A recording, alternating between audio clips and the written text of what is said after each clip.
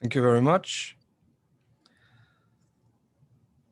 So, hello, David. And in today's episode, I'm happy to have Professor David Passig, who is futuristic. I believe I read all of your books. Maybe I missed one, but I hope I read all of them. I'm Well, very looking. good student then. I am, and looking forward for this chat for a long time. So many questions I have, and maybe before we start, for those who are a bit far away, what does it mean futuristic, or how do you define this kind of field in science? Well, futures studies are a branch of a different, another scientific field, which is called systems thinking.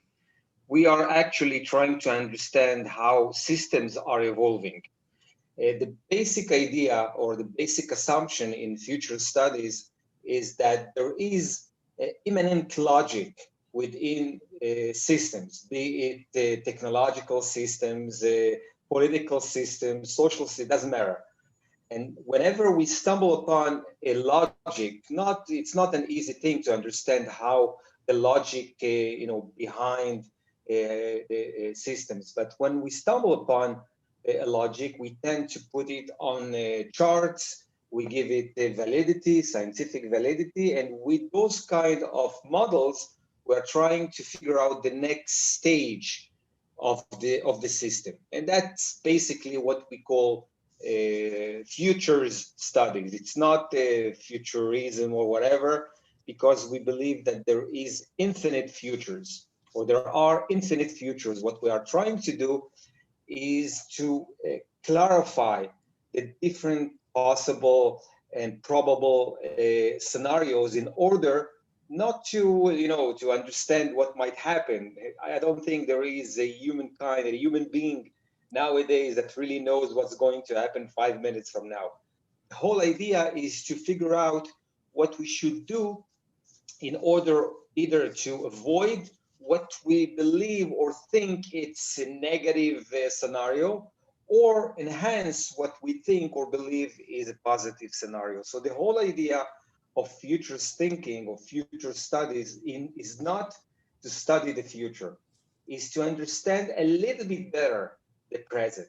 That's the whole issue. Or if you wish, we were brought up to understand or to believe that if we are to really understand what's happening in the present, we better go and study the past.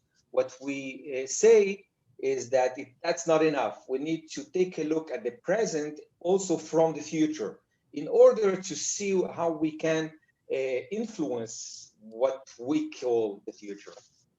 Yeah, I recall when I approached your first book, I was thinking, is it the next Nostradamus? Am I going now to read some cryptic wording? And so going back to the basics, the futures studies. Um, did you foresee the pandemic? Did you see that COVID is going to hit us in such a manner or something similar to it? Because I do recall that you did foresee some other events in history, which we'll speak about later on. I've been asked so many times this question. Thank God I have taped an interview in December. Okay, and if you wish, I can send it to you. It was an interview in the In China? Israeli channel, yeah, the TV channel, and it was an hour-long panel in which we were trying to sum up the last decade, trying to understand the next decade in different subject areas. At the end of that panel, the interviewer asks me, "Well, can you tell us something that no one is speaking about?" And then I start, explaining that we are about to experience a pandemic that is going to change technologies and infrastructures and geopolitics. I was something like a 3 minutes speech Thank God I have it on tape. Or maybe not. Maybe this time it should have been wrong. Yeah, that's right. So in a nutshell, what did you say beside the fact that we're going to be hit by it? How did you portray the present back Well, then, the future?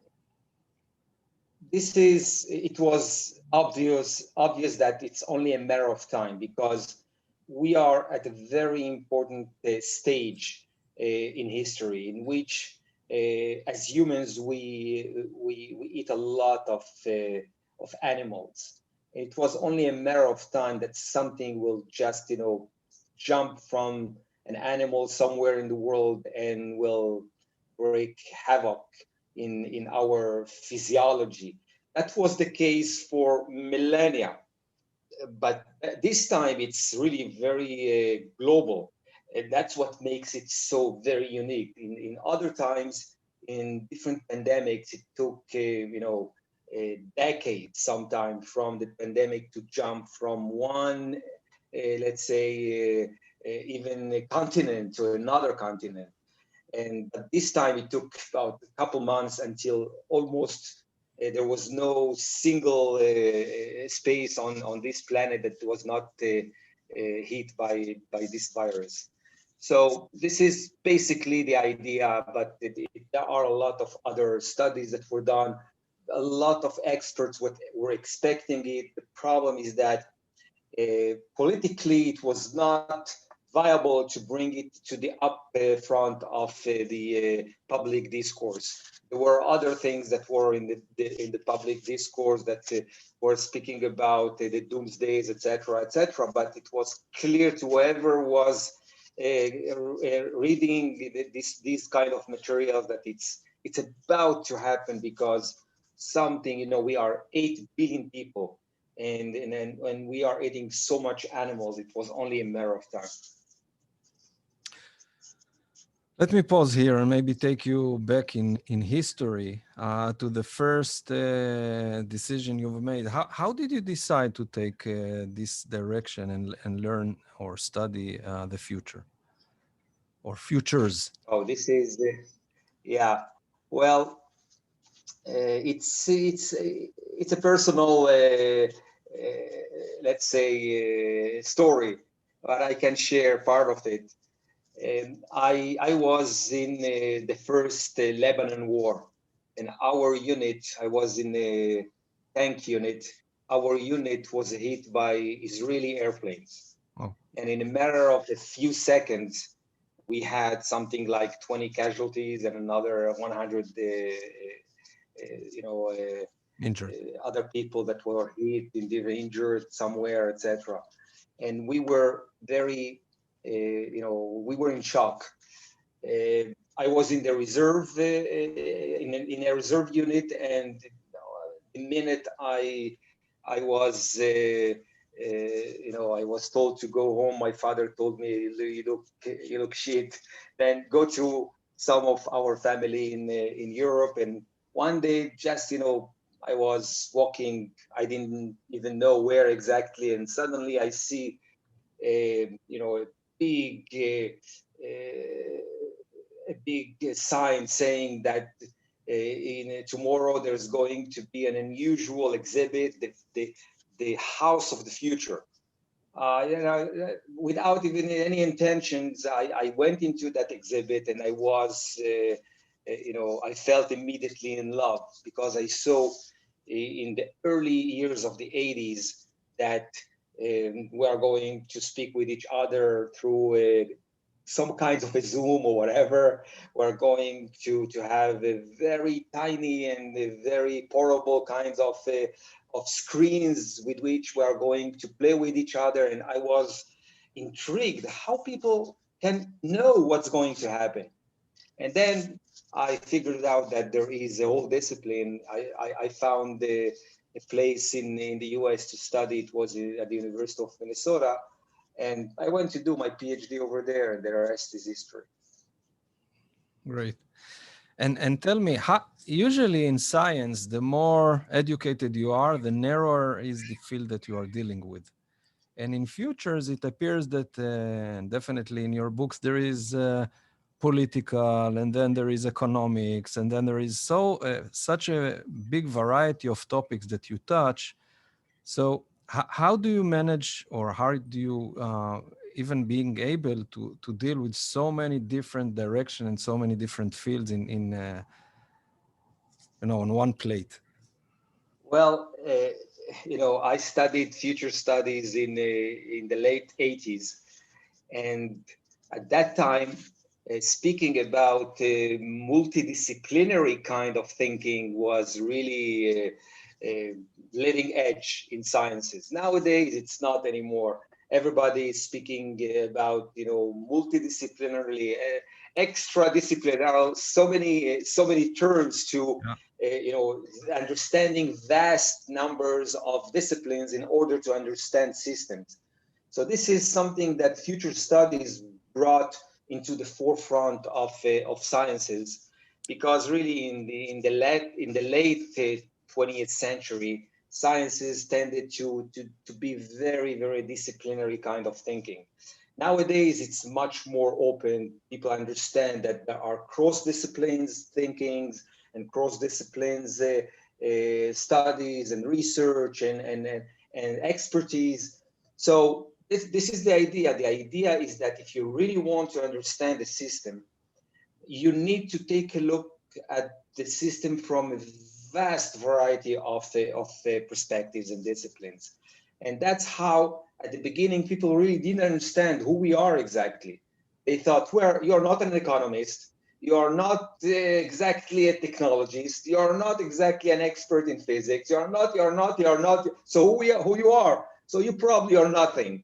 Yeah. Nowadays, a lot of people are really do understand that sometimes you need to see a phenomena from a very large scope of perspectives in order really to understand that phenomena, even though you're not an expert exactly at the very tiny mechanisms of how quantum physics of entanglement is working. Doesn't matter. You need to see the large picture. You need to see the forest, and the trees sometimes are really disturbing your understanding of reality. So you predicted the and what in the time that we are recording, we're very close to the September 11 event. So you predicted that this is going to happen. Where the interdisciplinary or the cross field assisted you looking into this phenomena? Can this be a good example? That's exactly the point. You see, part of what we are trying to understand is if there are some patterns in the evolution of systems. Okay, not every time we really understand the logic behind the patterns. Okay, but at least we tend to first understand or see if there are patterns. We validate those patterns if they are reoccurring again and again and again. And then we're trying to figure out, okay, if it will continue to occur, then this is what's going to happen. So what we have found in the early 90s is that there is a very interesting pattern in the last 500 years. And that pattern or a cycle was a cycle of about 80 years. And in those 80 years, there are 4 epochs in those 80 years, 4 generations, if you wish. And they are occurring and again and again and again the last 500 years. It was the 7th time that that cycle is repeating itself. And the idea basically behind that pattern is that there is a climax always at the 60th year of a cycle that starts a revolution, a fundamental understanding that let's say the geopolitical order, the old order is not working anymore, and it takes about 20 years until that cycle totally ends. And most of the time it ends with, a clash between civilizations. So in order to figure out, first of all, that pattern, you have to understand if there are economic correlations. You have to understand if there are psychological correlations, if there are geopolitical correlations, if there are values that are working within that cycle. And you bring a lot of tiny other cycles in order to generate a very large cycle that its validity is at least 70 to 80%. Otherwise, it's something that it's not valid statistically. And that's only one example how people did. I was not the one to come up with that cycle. I was just trying to understand, okay, if this cycle is correct, what kind of a clash or crisis we're going to see at the 60th year of that cycle. And I used my imagination and I said, okay, there are some symbols of the old world order. And those symbols are the Pentagon, the White House, and and different other places. And I said, so probably somebody is going to try to hit the symbols of the previous or the existing world order. And that's how we are working. We are using those cycles, those patterns, and trying to understand the logic behind them. Not every time it's easy to do. And we use a little bit of imagination to a little bit, stretch those patterns and see how they might work out in the future. And that's how we work. Clear. Now, let's talk after all about technology. So one of your prediction is saying that we'll see quantum computing becoming commercial in the relatively near future, let's say the next 5 years or so. How do you see quantum computing as a whole, and why do you think that this is becoming like very shortly as something to be commercialized? Okay. The idea is that humanity is evolving through different kinds of paradigms that they are developing. Now, there is logic how those paradigms are evolving. If you recall, everything has some logic.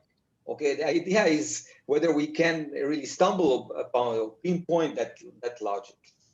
So I'm going to suggest one possible logic how humanity is evolving scientifically. Okay, humanity as a species is stuck in time and space. I am defined by the space I'm put in and by the time I'm experiencing the space or the environment in which I'm embedded. All right, but somehow in our psyche we do not accept that prison as a definite fact. Again, and we are thriving, we are constantly trying to break that prison of space and time. So we're trying to do it step by step during history. I don't have time here to show you the whole process that we went from immemorial. But take a look at this nice technology, okay? This is a technology that breaks that prison. With this technology, we are beaming our voices, our look, our audiovisual kind of existence, and we are actually doing a leap of faith in space and time. At this very moment, we are speaking from different places, and the idea is that I'm much more free in space and time, and that's what drives humanity for millennia. Now, I'm going now to go to the future because we don't have time to show that that's what exactly we did, technology after technology after technology. Now, what's quantum? Quantum says that there is another way to travel in space-time. Okay, so humanity is thrilled to find new ways, new routes, how to travel in space-time or eliminate those constraints of space-time. And quantum is just another tiny chapter in our evolution. Okay, and that's what drives us to develop those technologies. We do not stumble upon those technologies. We are driven to do something unusual, and that then something unusual is to free us from the constraints of time and space. So quantum physics specifically, and more specific, if you wish, quantum computing is just another chapter in an infinite route in space-time in which we are experiencing our freedom, and we break the prison in which we are put in our existence. And the more there are people, now this is one aspect. The other aspect is if there is enough money that is going to back up that route. And when you analyze that the economies of nowadays, you see that there is so much money the money that is looking for investment, and you say, oh, that's a backup, okay?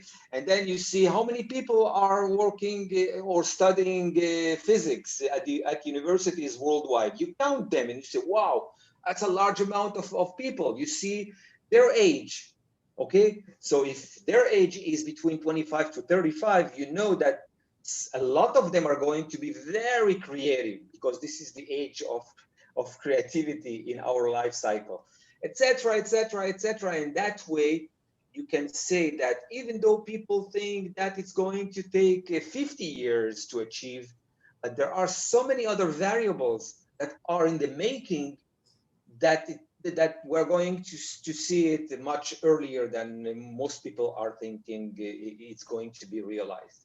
And this is just one idea of how we are working and why the quantum realm is something which is just another stage in which we are going to experience time and space in different ways and use it to our benefits. Like we did exactly during the 20th century. In the 20th century, we understood how the atom is working, how the electron is working. And because of it, we have developed Wi-Fi, and we have developed, different technologies that are so obvious to all of us at this very moment. So give me another example. This was very interesting. So something that you believe is just in front of us and is propelling this next wave of things, technology-related topic that is going to that we are all going to face very shortly.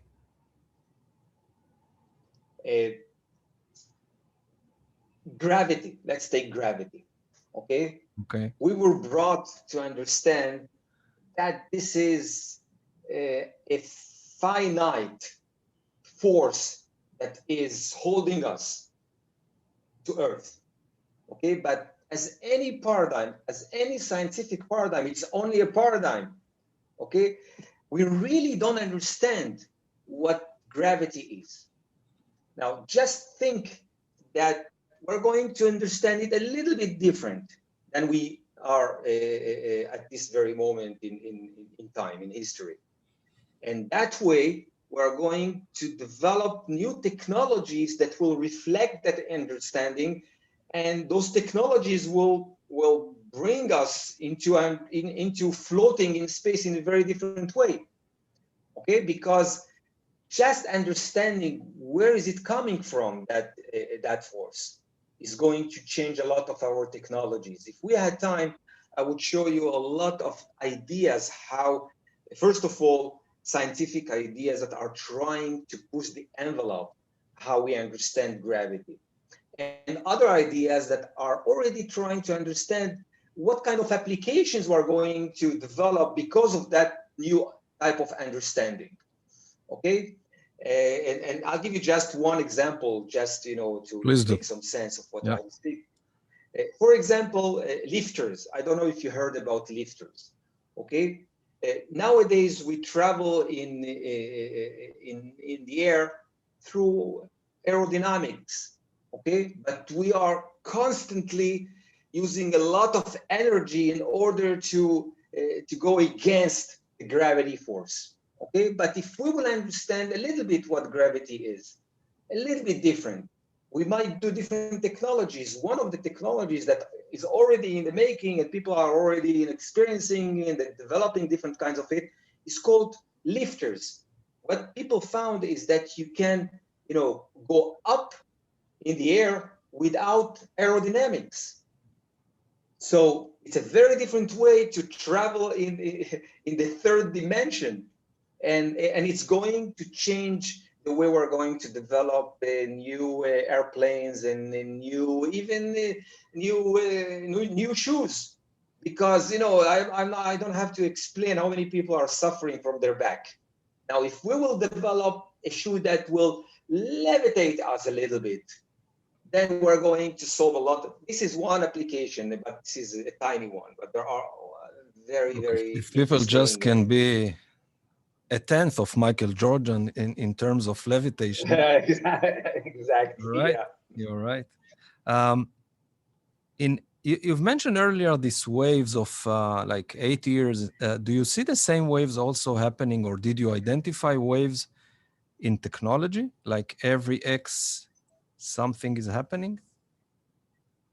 Yeah, there are in technology. There are other kinds of cycles, different kinds of cycles. I'll just mention one. It's called the S curve. Actually, these are curves. We are curves researchers. We're trying to see if there are curves that depict how a system is evolving. So in technologies, generally speaking, there is a very known curve which is called the S curve, which says that at the beginning, technology is developing very, very slowly.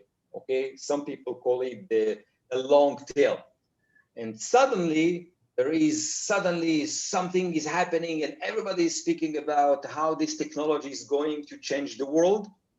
And then we found that peak time, it takes about a couple of years, something like that on general. And then there is another 10 years of disappointment from that technology. But after something around 15 years, suddenly that technology is picking up in an exponential way, curve. Yep. And people are starting to find a lot of applications. It's starting to be much more accessible to people. And that period of time takes another 15 years, generally speaking. So the cycle of technology is around 30 years. That's the average one. There are different S curves in different technologies, but this is how technology evolves. What we have found is that the S curve have what we call the hyper S, which means at the time that the technology reaches the height of its life cycle, somewhere else, somebody is starting, or another technology is starting the long tail. And that way we are evolving, technologies are evolving in S's one upon another. And there are a lot of technologies that you see those S's evolving in time. I'm speaking about the same technology, but another generation with another kind of understanding how to use or how to bring to the masses those kind of technologies. Do you consider artificial intelligence to be a technological change, or do you see it on a broader perspective? That's another that brings me to another driving force of humanity. Okay, as I mentioned before, the productivity age of the average person is between the age of 25 to 35. Okay, don't tell this to my student. They still think I'm productive. Or to my employees, yeah. Anyway, yeah, and what we found is that during millennia, most of the human beings that used to live in a certain era, that was the main group or cohort on each generation. However, what we have found is that in the 21st century, there is something very significant is in the making. What we found is that that group is shrinking demographically. Okay, it's shrinking because the fertility rate is very low. Okay, we used to have 5, 6, 7, 8 kids. Now, on average, in a lot of places worldwide, it's less than the replacement rate, which is 2.1 kids for each female. So if you don't have enough kids, that means 20 years from now, you don't have enough people that will be very creative and problem solvers. Okay, so this is a driving force that is driving humanity at this point to look for options, problem solving technologies, technologies that will bring new ideas that we don't have enough human resources that will be creative in the 21st century based on demographics. Okay, it's going to be different places, different kinds of cohorts, but generally speaking, what we're going to see in the 21st century is the largest cohort that is constantly growing is the last cohort in our life cycle. Okay, the elderly people. It's already obvious. So the artificial intelligence is a necessity. It's not, but it's in our subconsciousness at this point of time. Without it, humanity will not survive in the 21st century. And this is what drives it. Now, the implications of it is, of course, we're going to have a partner. We're going to have a technology that will teach us, that will suddenly make scientific discoveries, and we will have to develop new relationships with that entity, which is, by the way, it's our making, it's our offspring. So we don't have to be, fearful of it. It's like there are so many people a lot of people that are fearful from their kids whenever they start being very smart and very challenging, etc. On the contrary, the more they are challenging you, the better, because they bring new ideas, they bring new solutions to new problems, etc., etc. This is the way we need to treat our technologies. It's our offsprings. We need to take care of them. We need to be very attentive. We need to be very careful about what they're doing. Exactly with as our kids. And at the end, they'll be better than us. That's what we are striving, all of us. I don't want to see my kid to be exactly like me. I would like to see him better than me. That's how evolution is progressing. And this is actually the same thing with AI. But AI is just another example of something that we are going to constantly develop. Think about humanity as a species that is just starting its journey in the universe. By all means, the Homo sapiens is what? A few thousand years, a few 10,000 years. It's nothing in terms of cosmic space-time. So we are just at the very beginning of our evolution. And if at the end we are going to be a species so degraded, if you wish, so what? there will be another species better than us, like we are a species better than the other species that just, disappeared. I don't care to disappear if something better than me will arise. Now, there are people that are so romantic, they think we are the best of the best of the best of the cosmos.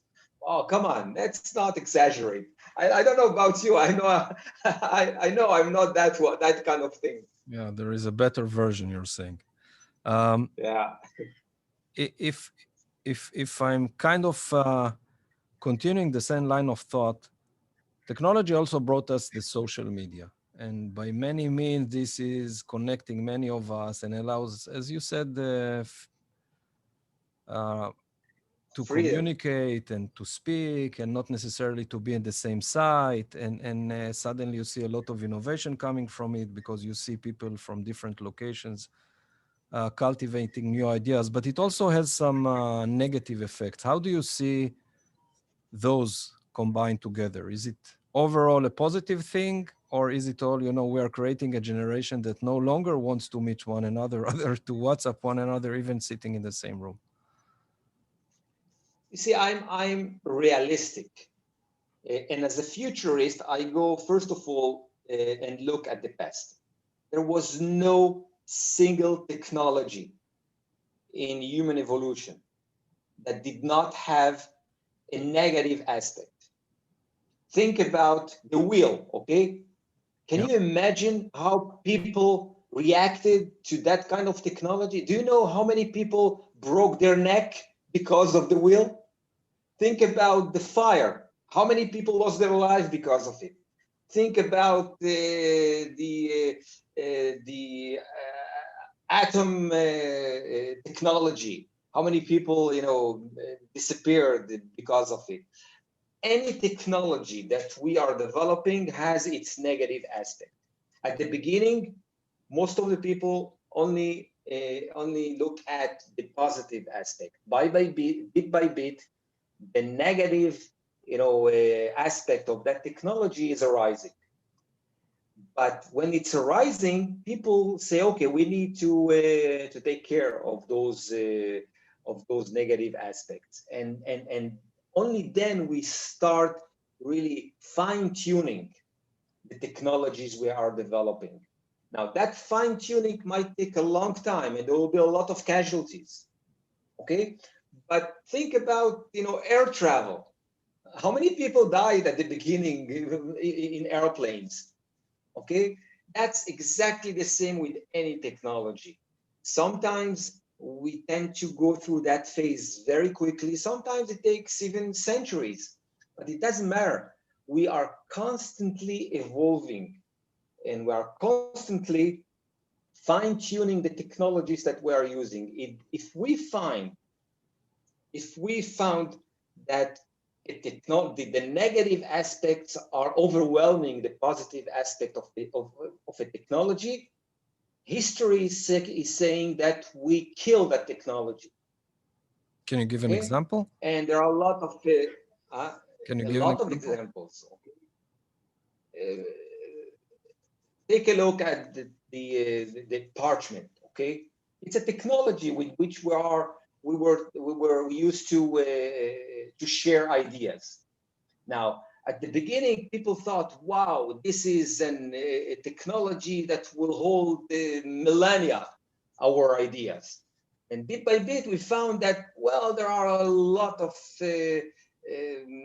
cons to that technology because, for each parchment, you need a special person that knows exactly how to make it, how to use it, how to put it in the right way so that it will travel time and space.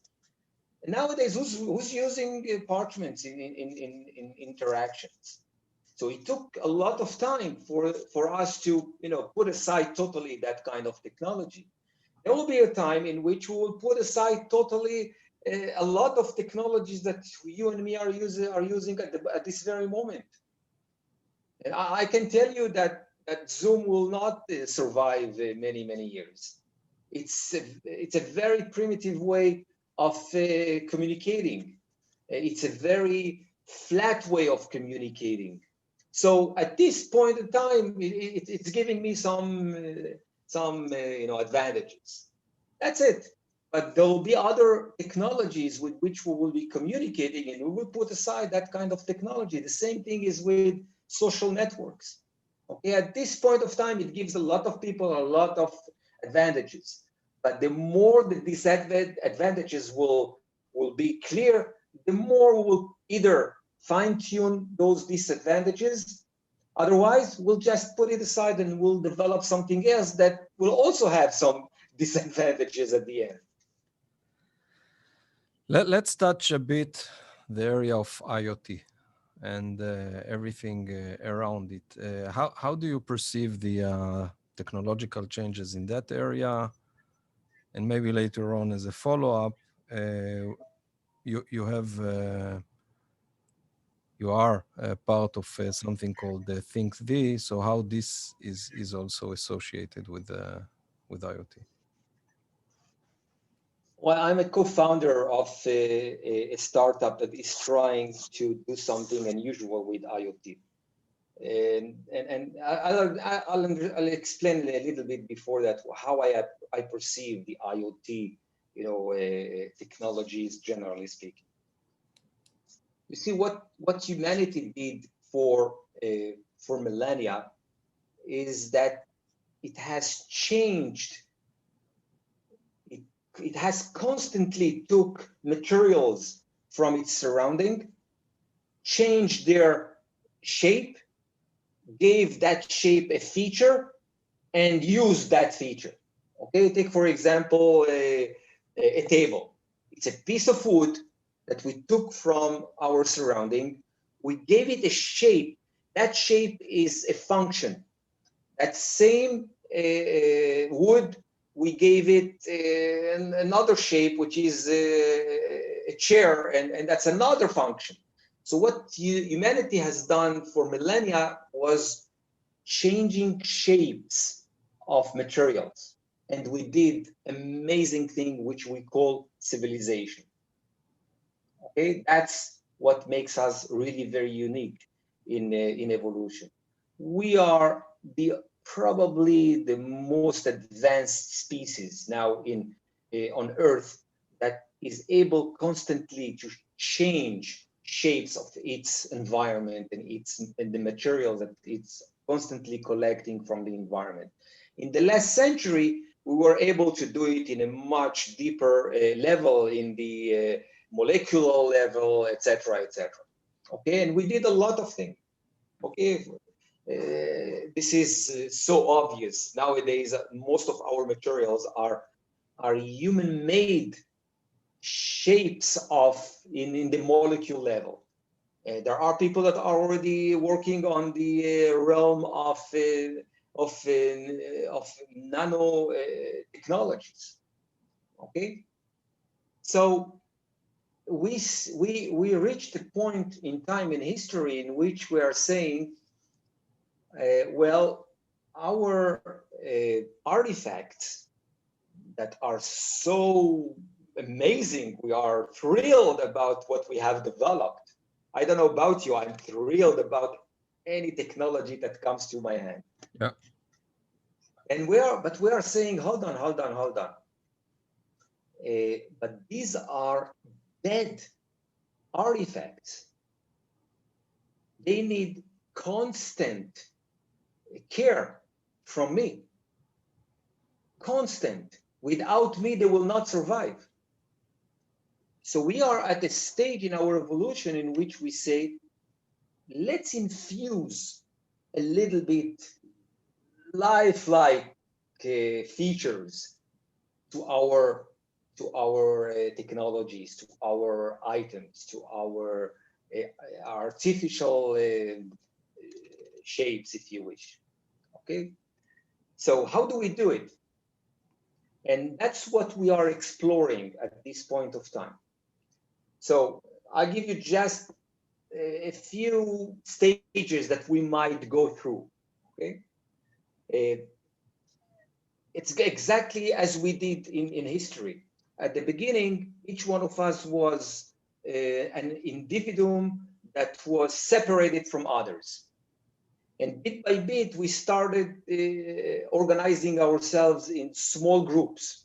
But those small groups were totally apart from other groups. Yep. But bit by bit, we understood that only if we will come together and share ideas and share, let's say, resources, etc., then we will be much better. Yep. Okay? So humanity is at a stage in which we're saying, why not give our artifacts some autonomy, that they will do whatever they're doing without us. And we are at the stage in which this autonomy is, it has 5 levels. And in some technologies, like our cars, we might reach the 5th level, let's say 30, 40 years from now. But why just cars? Why not our shirt?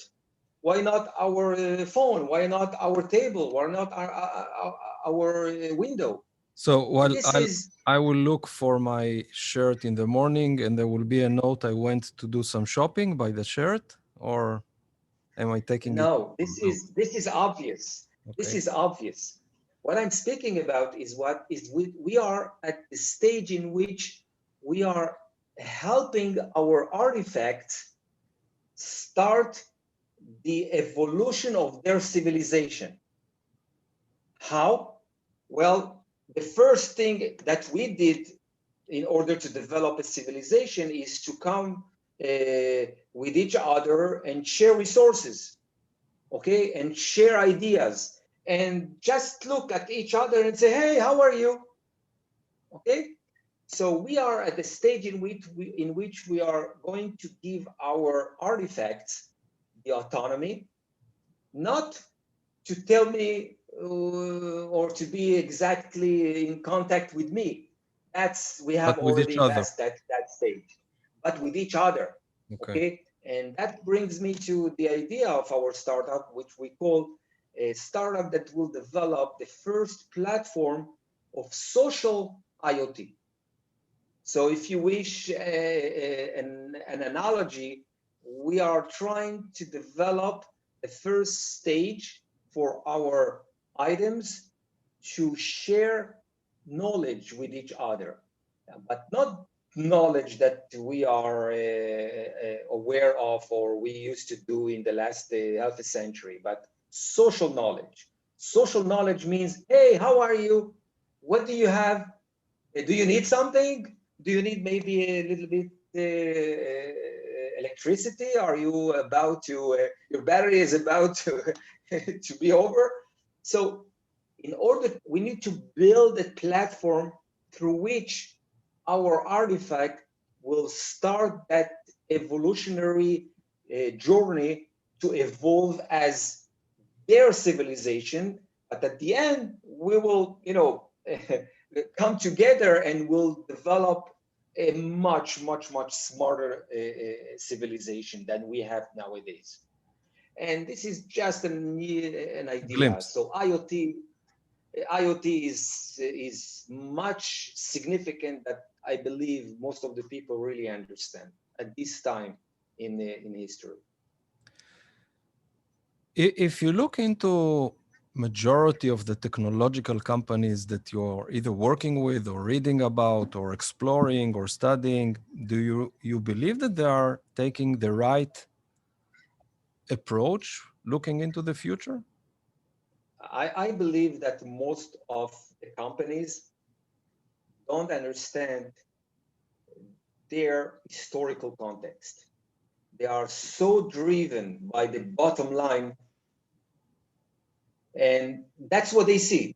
They see just numbers, income and expenditures. That's what they see. They don't see exactly how they fit in the larger picture of evolution. Those that really understand their part in that big theater, if you wish, they tend to do much better than the others because they see the opportunities. They have a very clear vision about the route they need to travel, etc., etc. Okay, so this is basically the idea. And unfortunately, I don't see a lot of startups that have that kind of understanding. Is there something that worries you when it comes to technology and the future? Things that you say, hey, watch out for? Well, I told you I'm not a pessimistic, I'm a realistic. There are a lot of things that are very, very dangerous. Okay, the atomic bomb was very dangerous. All right, even the fire is very dangerous. Even the wheel is very dangerous. So danger is all over, and we are a species that can foresee a danger and act upon it even though there is no danger at this very moment. That's what makes us really unusual in evolution. We are future thinkers. Okay, we see things before they happen, not in a clear way, but we see the options that might develop. And the more we see dangers, the more we can be careful, and the more we can evolve carefully and beautify the human species. So I see a lot of dangers, but that's how we need to continue. Yeah. Otherwise, we are just romantics, and that's it. If you can share one tip with our audience and maybe personally with me, if I want to take this futures thinking into an organization, what should it be? What's the first step to open the minds of your teams of people to look into a different perspective and to see it in a different way, or to think big as we just spoke about? There are many methodologies that help us understand processes. Okay, this is actually the idea: understanding how a system is evolving and what is the process through which a system is evolving. So if I am to have 30 minutes with a group of people that never heard about the field, and they need to take an idea and bring it into their decision making and their production, whatever they are doing, is to explain what a process is. Not all of us really understand that there is a tendency how things are developing. Most of us were brought up in the last 50 years to think, if you are only to think about something, then it will happen. Only think positive. Oh, yes, I can. All those kind of slogans. That's not how things are evolving. So explaining what is a process, giving them an example of a methodology that brings a process into a procedure, and people will see that whatever they are doing, they need to see that there is a process taking place that is outside of their cognitive realm. It's outside of them. There are so many variables that are working on that process. They are just fitting in that process. And if they understand how they fit better in that process, they can do much better in whatever they are doing. But it's not easy to do in 30 minutes. Yeah. David, I want to thank you a lot for your time. It was a great talk. I enjoyed it a lot. I hope you did. My pleasure also. And I hope to see you face to face soon. Yeah, why not? Tomorrow. Thank you. In the future. In the future. Thank you. Thanks so much. And take care, all of you guys. Thank you. Bye-bye.